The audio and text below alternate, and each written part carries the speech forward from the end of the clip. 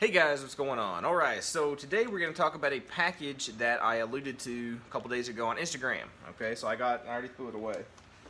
But it was a little package, something like that. Okay? From some folks at JoeBobOutfitters. Okay, and what this thing is, looks very boring. Okay, but I think it's going to be pretty cool. This is a one-piece gas ring by KVP. Okay, I don't know. I don't have any. That's Kawa Alley Precision.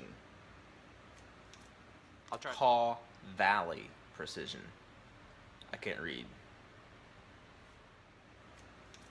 I'll try to take a picture of that. Maybe you can see it. Maybe you won't. I'm sure the camera won't focus on it. But anyway, KVP. So a one-piece gas ring. Brings up a whole big topic of different things you can do to your gun to make it run a little bit better, maybe a little bit smoother. A gas ring, I'm not going to claim to be an expert on this or know a whole lot about the intricacies of how the whole thing works, but basically a AR-15 runs off one of two things. It runs off gas that goes down a pipe, like this is a gas tube, okay?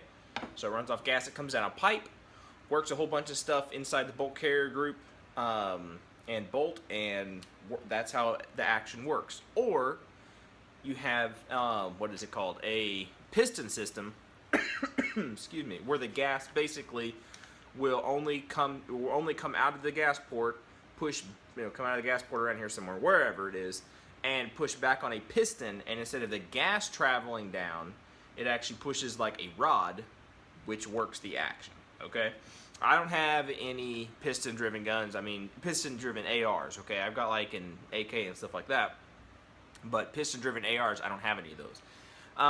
What I do have are a bunch of AR-15s, and they all run off direct impingement. Okay, so off of gas. And what happens, especially on shorter guns, is the more you shoot them, obviously things wear out. And on a shorter gun, this is a 7.5-inch gun.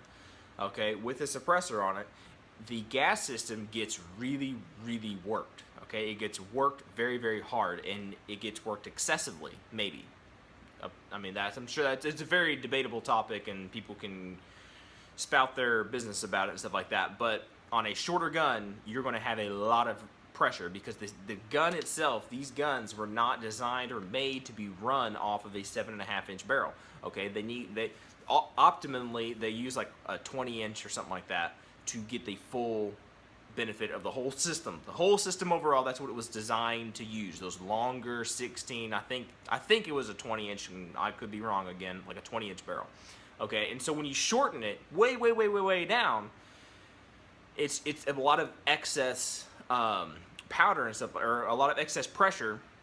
Okay, and that's why whenever you shoot these guns without a suppressor on it or whatever, you see huge fireballs and loud noises and all this stuff, because that is just a bunch of unburnt powder that blows up at the end of the barrel and all these kind of things. And for whatever it's worth, I use this because it's small and short, okay, but it is not efficient.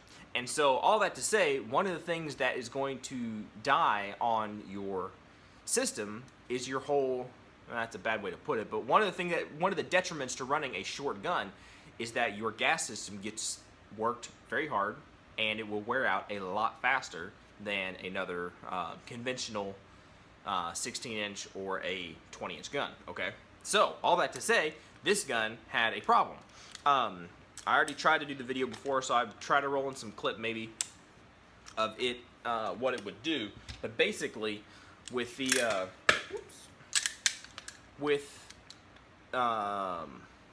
everything forward, okay, with the bolt forward, the charging handle forward and stuff, if I was to turn the gun upside down and give it just a little shake, the bolt carrier was just sliding right out. Now, it's stuck in, it's a little bit sticky, a little bit. All right, I have some that are better than this, whatever, but it doesn't just fall out like it was falling out, which is a bad thing. I think it's a bad thing because it should be that way. It should not be that loose, okay? It's way too loose.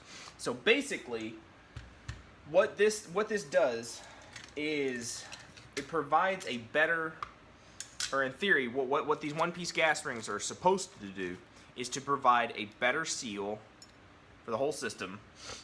A more reliable seal for the gas to properly do what the gas needs to do, right? For those of you that don't know what I'm talking about, hold on. For those of you that don't know, these little thingies right here, this little shiny thing that the camera won't focus on because I'm using the front-facing camera, that's your gas ring, okay? And I already replaced it with a one-piece gas ring. What they were before, and I'll try to roll in some pictures, these are 3 different rings, okay? And they're like little C's. If I can get these to separate. There we go. They're 3 of, oops, get it in the white and you can see it. Yes, they're like 3 of these things, okay? So they have a gap right here. And ultimately, some people say that if all the 3 rings line up and you have a gap in the middle, then you'll have excess gas that will stream past in those holes and it'll mess your system up. I've never had that happen. I've seen videos of people intentionally lining those things up, those rings up, so that there's a gap and the gun just cycles just fine and it works. So whatever that's worth, but these things will wear out, and I believe they should work a little bit better as one piece. So all that to say, and I've said that a bunch of different times, sorry. So I've changed that on this gun, the 7.5-inch gun. I preemptively did it on the Colt 10.3-inch barrel that I got from the folks over there at Shark Arms. Shout out to them, great guys. But I preemptively did it to that one. That's what actually these are. These are Colt parts right here. And those are not messed up or wore out, but I just want to go ahead and put that ring in there because I want to see what happens, okay? I want to see if they work, if they last. Maybe it's a big gimmick, I don't care. But either way, this bolt needed these replaced because it was too loose. So that's what's going on.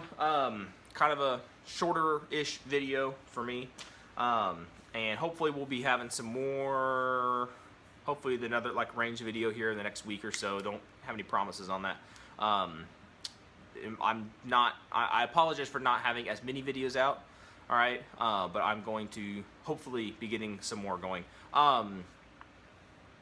Yeah, I'll do that in another video. So anyway, I hope you all enjoyed that. I hope it was informative in a way. So if your bolt's really loose in your AR-15, you don't have to get this one necessarily, but changing out your gas rings, the little rings, it's very simple to do, and they're not very expensive at all. I got these from, like I said, from JoeBobOutfitters for about $5, okay? They were $3 something plus shipping, and I got 3 of them for $15. So at the end of the day, it was about $5. So they seem to be pretty good. We'll see how they work. Very good. All right, hope y'all enjoyed that. Hope it was informative. Appreciate the support, y'all. Y'all be good, you be safe, and we'll catch you in the next video.